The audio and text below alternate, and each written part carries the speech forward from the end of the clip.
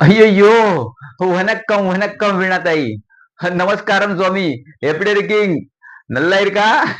नल्ला का? अहो तुमच्याचकडे यायला निघालो होतो मी. सध्या कामाचा व्याप आहे ना खूप वाढलाय बघा. त्यामुळे येता येणं शक्य झालं नाही. हं. तुमची कादंबरी मी वाचली. मला खूप चांगली वाटली बघा. मग मी माझ्या 2-3 लोकांना वाचायला दिली. त्यातले एक गृहस्थ माझ्या काल प्रेसमध्ये आले होते आणि मला म्हणाले, "तू त्या चिनी दंतवैद्याच्या कादंबरीवर विचार कर."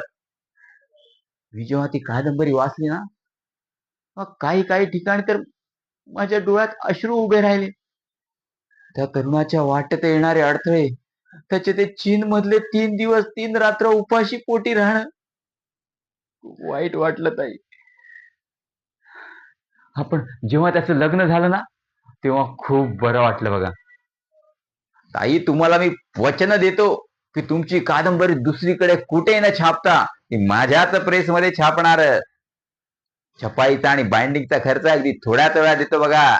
आपली नजर एकदम परफेक्ट बसली की हो. काय स्वामीजी, कादंबरी आहे ना, थोडी मोठी आहे. हां, पण त्यातील आशय महत्त्वाचा असतो की त्यात काटछाट करून लेखकांचा अपमान करण्याचा आपल्याला अजिबात अधिकार नसतो.